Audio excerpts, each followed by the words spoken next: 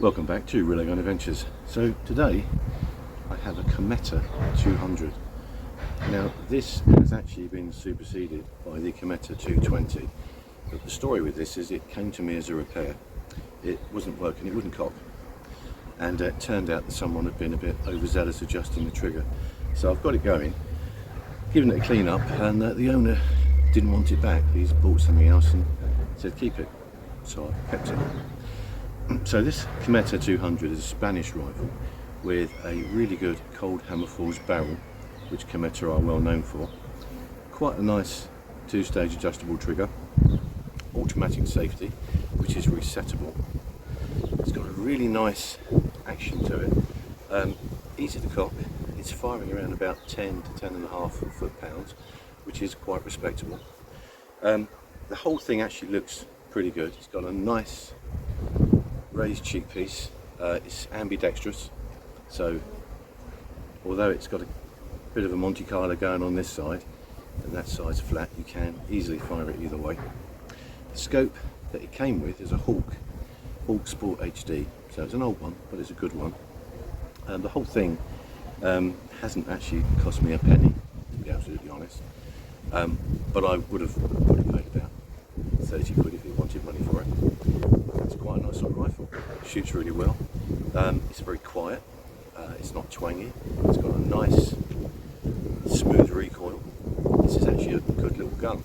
Now the replacement, the 220, is incredibly similar. It's a bit shorter on the barrel and now includes a moderator of sorts.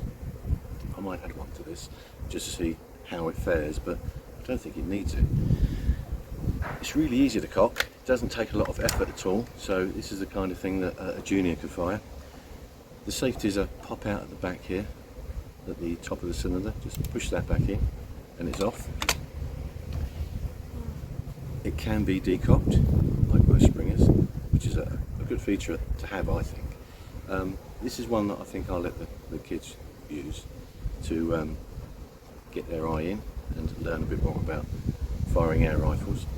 I'm really quite pleased with this. I didn't think I would be. It was a bit rusty. It did have quite a few marks and nasty rust spots, but that's all gone. That's all cleaned up. Looks really good. I'm going to put a few into a target and show you what it's like, and I'll just come back and round up.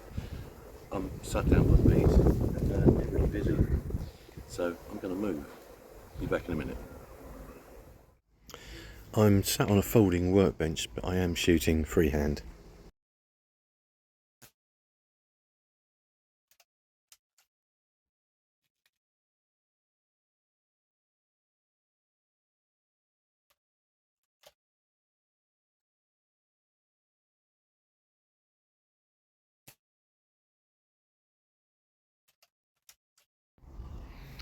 Well, that could be two in the same hole, or I could have missed the target completely. I'm going to go with two in the same hole.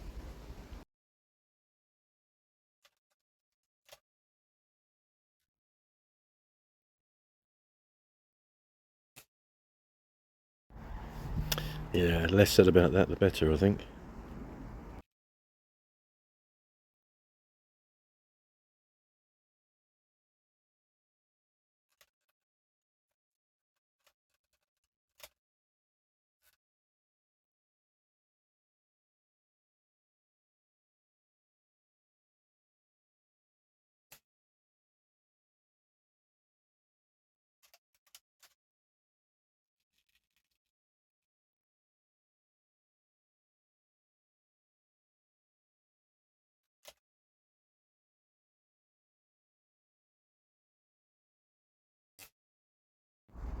That's better, back on target. I'm going to quit while I'm ahead.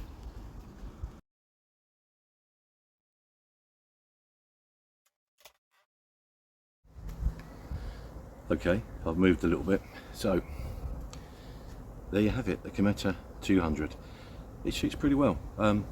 Probably could be better. A lot of that was me, I think. Now, it's 42 inches overall, so it's a full-size rifle, but it's got quite a diminutive shape and design, so I think it would suit a smaller frame as well. I think it's a really good rifle. I'm actually surprised that how well it's come up and how well it performs.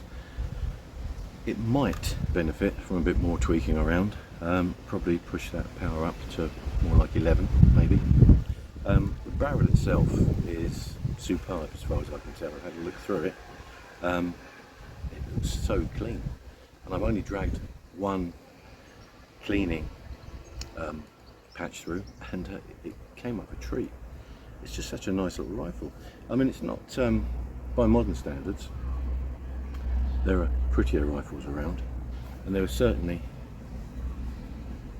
names that are more exclusive than, say, Cometa, but I don't think that really matters. This is a good little airgun.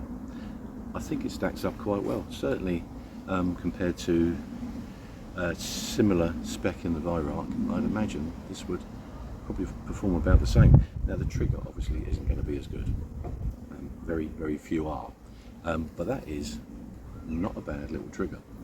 And if you don't go mad on the adjustment and stop the thing from actually engaging the sear, you can set it so it's quite sweet.